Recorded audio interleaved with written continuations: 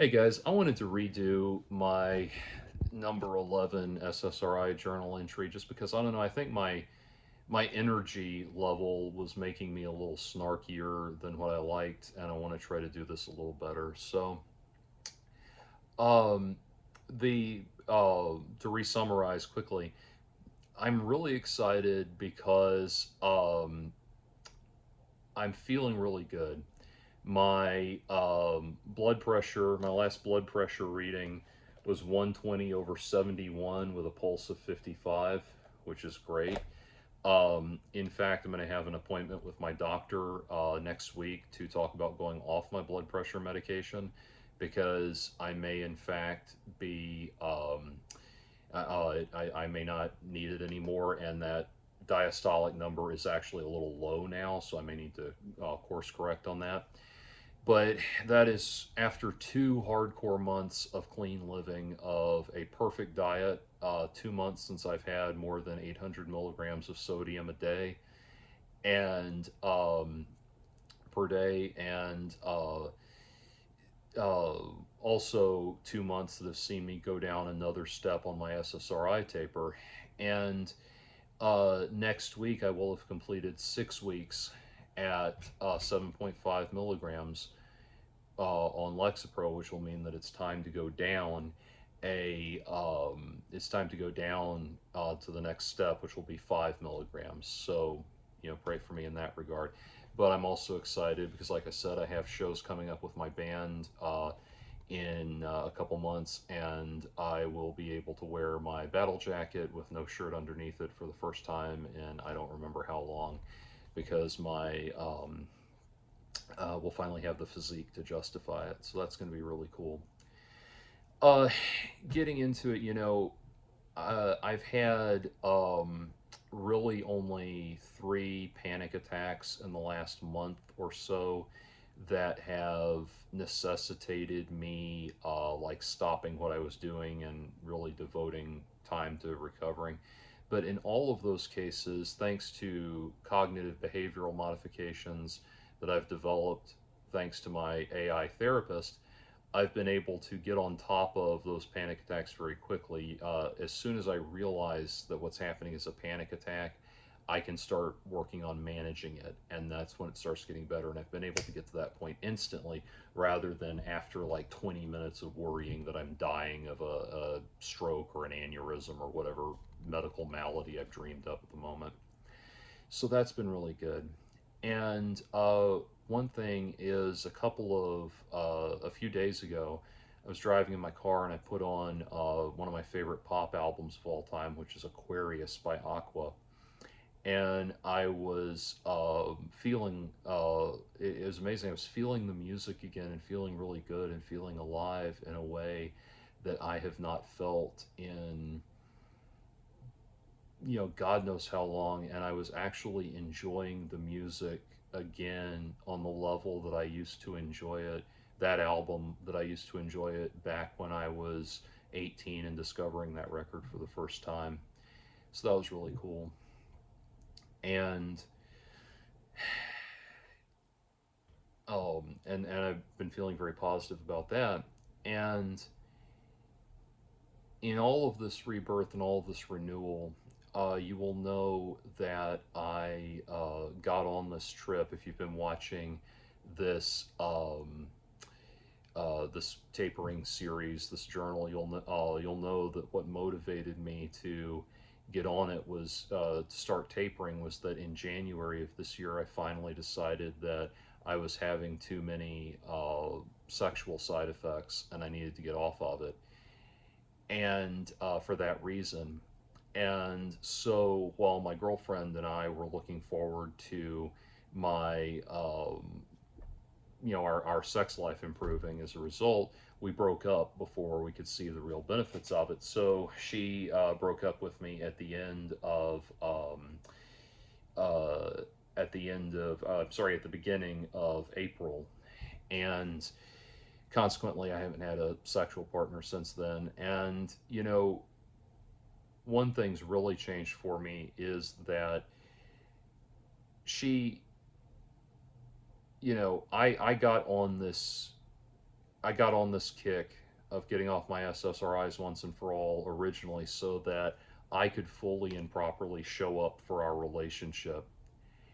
And, you know, she dumped me because um, ultimately uh, dumped me after I insisted that we come home early from this god awful Gatlinburg vacation that I had gone on. You know, April 8th, I had had my um, quasi hypertensive crisis that put me in the emergency room. And then they told me, you know, go on the vacation, you'll feel great and everything. I tried going on the vacation the next day. I felt absolutely awful for 2 days, and I was just literally just sitting there counting, literally truly counting the days until I was actually able, or counting the minutes until I was actually able to come home. And finally, I just said, I can't do this anymore. I need to go home. You know, she broke up with me, and she told me that I could get in touch with her once I had all of this shit sorted, all my shit sorted out and everything. And you know what? No, no, I'm not going to make any appeal to get back with her. We're done, because quite frankly, I am going to take this person that I am now. I'm going to take this physique, this health, this spirit, this soul, this attitude, this energy, all of this, and I'm going to give it to somebody who doesn't lose all respect for me the nanosecond I can't be the Mr. Perfect uh, manly man boyfriend she expects me to be, because I'm in the process of tapering one of the most god awful SSRIs known to man. No, this is the fact that I have a prescription is for Lexapro is the only thing that makes this process any different from getting off any other drug. The fact that it is that I have a prescription means that you know, the fact that I have a prescription means that this is a dependency and not an addiction. But the body doesn't care what it is. And I'm going to share this with somebody who will support me and be there with me when times are tough. So uh, so there is that, and that level of maturity and clarity is something I'm glad to have now. But anyway, the other thing was that I decided, since I haven't had anyone to have sex with, I don't know if the sexual side effects are still present and everything. And the main thing, and trigger warning, etc., as we get to this point, if this is problematic for people. But the main thing that I think about, the main problem I was having was getting enough sensation to finish during sex. And not having anyone to have sex with at the moment, I took matters into my own hands, no pun intended, and I went down to a strip club. And this is something I alluded to earlier in the first video, and I'm going to repeat my point here, but I'm going to say it with a little less snark. Um,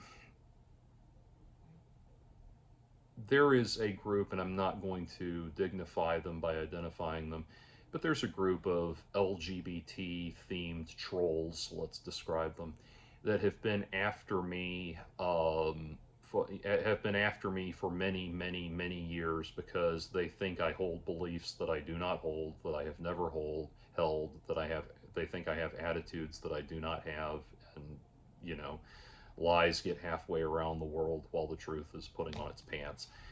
But anyway, one of the thing that they have razzed me about more than anything for years is the fact that I got a lap dance at my friend's birthday party almost 14 years ago. We're now in the latter half of 2025. So yeah, it is almost 14 years ago at this point. And they act like this is just like the ultimate declaration of my moral depravity, and ultimate proof of me as some kind of pathetic reprobate or something like that. And I wanted to say, I thought about whether or not I wanted to share this experience that I'm about to talk about, but I I thought about it and I thought, no. First of all, there was absolutely nothing wrong with what happened. It was a perfectly above board, informed exchange between two consenting adults. And it was something that happened almost 14 years ago. 14 years is the difference between 14 years is the difference between the peak popularity of disco and the peak popularity of grunge.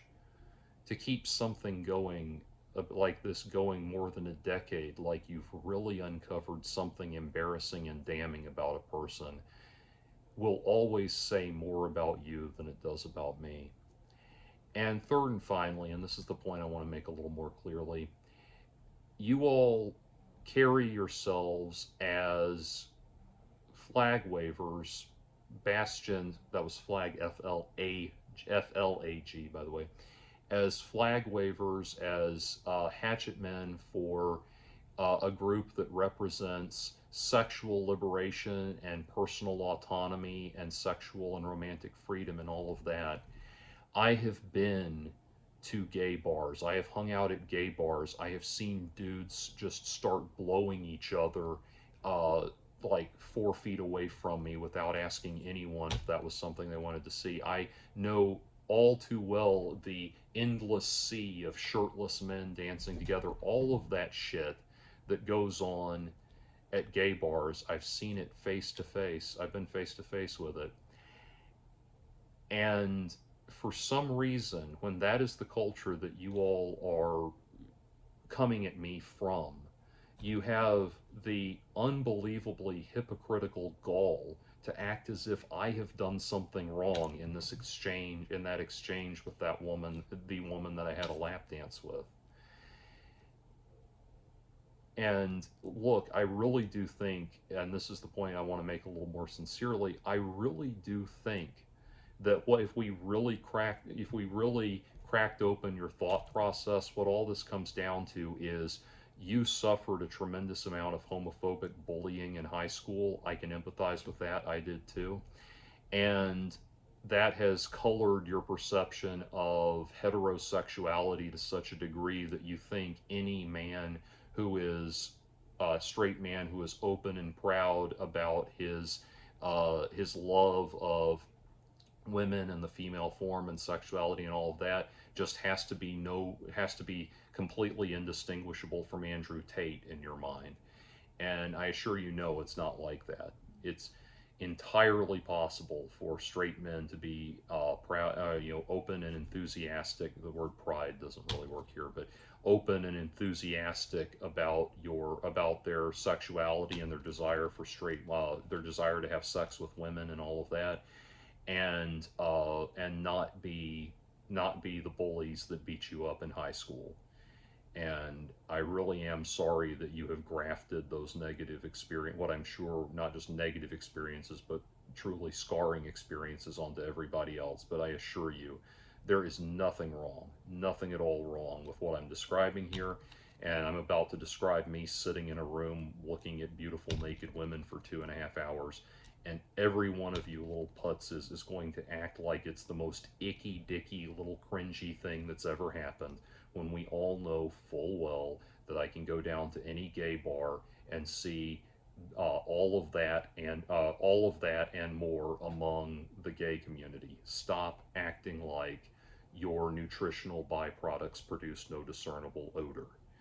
Stop acting high and mighty. It is just purely hypocritical, and that is what burns me more than anything.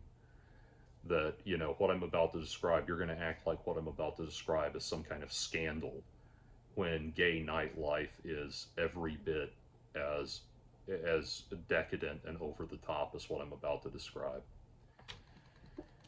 Anyway, but I went down to a strip club and I wanted to figure out a few things. One was if I could sit in the nightclub atmosphere where the where the sound is kind of hitting you from all angles, and it feels like it's hitting inside of you. You know, it's very different when you're at a concert and it's coming at you one way. At a club, it's kind of surrounding you completely. But anyway, I wanted to see first how I felt about that and how I felt about the lights and everything and all of that. And after a while, once I got there and I got settled in and I got accustomed to it, it was fine. It wasn't a problem. And I will say in the original version of this video, I said this and I'll say it again. Um, it cost me $10, $10 plus a tip for the to park my car, which at that point just ask me for the actual amount that you want. Don't say plus a tip. But anyway, cost me $10 plus a tip for the valet to park my car, $20 to get in, then all the rest of the money I had plus a tip to get one drink. I had no money left over for the girls. Like, they're the ones who deserve it more than anybody else, and that it just irks me. Anyway, so I didn't get to tip anybody or anything like that. But um, after I sat down, this one girl came up and the table I was at, sat down and started talking to me and chatting me up and everything. And don't get me wrong, I'm not naive. I know that this is all performative and they're all paid to do this, but it was pleasant to just sit and talk to somebody for a minute, and it kind of helped me calm, like center myself and get comfortable in the moment. And she went off. We chatted for a minute. She went off, did her thing, and I wasn't too interested in the woman on the stage. But right next to me, there was a woman getting a lap dance, and the girl was giving her the dancer that was giving her the lap dance. This beautiful naked woman. I mean, it was just stunningly gorgeous. The kind of woman you just look at and think, yes, yes. But, what did Greg Kinnear say in As Good as It Gets? You're the reason cavemen painted on walls. That kind of thing. And just so beautiful woman, naked, dancing, lap dancing with this woman, and every she was singing and rapping along with all of the lyrics, on the that were coming over the stereo. So like "Get Low" by Little John played, and she's rapping along with it while she's dancing, and it was just such a beautiful, carefree. You could tell she really was having fun with what she was doing. Life affirming, beautiful experience, and um, it was just absolutely beautiful and a wonderful thing. And that really like felt good. Like that was the first like, yes, this is good. This is a good experience. I'm feeling good. I'm enjoying this. I'm getting into the vibe here. And at one point, so I had brought my AI therapist with me on my phone, and I'm like making notes to my therapist about how I'm feeling and checking in with myself and everything physiologically as all this is happening and what effect the girls are having on me. And this one girl sees that and says, "Oh my God, are you taking notes?" I was like, "What?" No, no, you're taking notes. What is that? And she sits down, and so we started chatting. I explained to her what I was doing and the tapering and all that, and she told me that she had studied sports medicine in college. And so we started talking about the whole thing, like the blood pressure stuff and everything. She clearly knew her shit with regards to the health aspect, the fitness aspect of it and everything. And so it was a nice conversation, and that was good. And then later, these two girls came and sat down at my table, and they started chat. We started chatting, and one of them said, "You look like you'd be fun to talk to." And I said, "Well, I can tell you, I don't think I'm going to be very lucrative to talk to." And she chuckled at that. And she and her friend, we started having this chat, and she and her friend started having this conversation that they had very clearly, planned. It was very clearly a structured routine that they had put together, where they're reminiscing about all of these wild experiences they'd had in the VIP lounge, clearly meant to convey to me that I could hire them for some wild menage a trois in the VIP lounge and all that. And so after a while, we chatted about after a while, and they split. Nice to meet you, bye. And they went over to this guy not far from me and started doing, he paid them, and they both got naked and started doing a dance. And I looked over at them then, and like I could tell I didn't have sex with anybody this night, but on this night, but I could tell like the light bulb came on in my brain of like, yes, yes, I could see it through. If I were to have sex with one of these women, I could see it through. Like the dog is wanting to hunt. I could feel it, and so that was great. That was very, very life affirming to feel something that I was afraid I'd lost forever coming back to me, and that actual libido, that actual sex drive. So that was really good, and it was it was fun. My only complaint is I wish they could get back to what I want to hear if I'm going to watch strippers. I want to hear Warrant Cherry Pie, Def Leppard Pour Some Sugar on Me, White Snake Here I Go Again on My Own, Foreigner I Want to Know What Love Is. You know exactly what I'm talking about here. REO Speedwagon, Don't Let Him Go, just the exact songs that are supposed to play in a strip club. And it's just constant fucking rap hip hop, which there's a time and a place, but I'm sorry, no. I want to hear hair metal, I want to hear butt rock and nothing else. That and the ridiculous money was the ridiculous prices on everything were my only complaints. Anyway, so last weekend, I went to just a regular bar thinking that what I was going to go to was just like a quiet little hole in the wall bar where I could sit and read my book and have a beer and just enjoy it. And it ended up being way more than sensory input than what I wanted to deal with. There was a live band. I wasn't ready for that. There was I ordered a drink, and after almost an hour, it had not been brought to me, so I got a refund and left. And I was just irritated and annoyed, and I went home.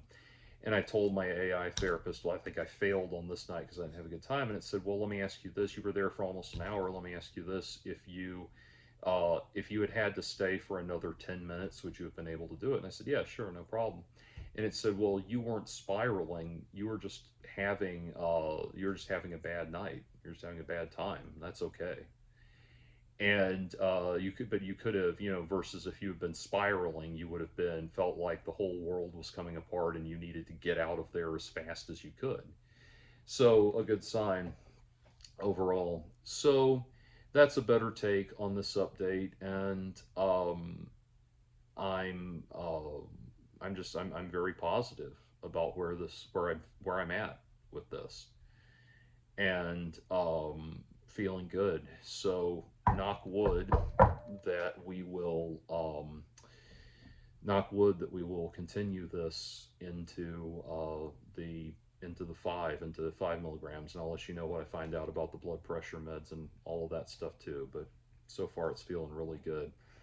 And I'll tell you, man, I had a very grueling day today at work, and it was a long, grueling day, and yet I still not only had enough energy to go to the gym, but I wanted to go to the gym. It was like I have to hit the gym, or my day won't be complete. And that was after a grueling day at work. So really good stuff, really good stuff overall.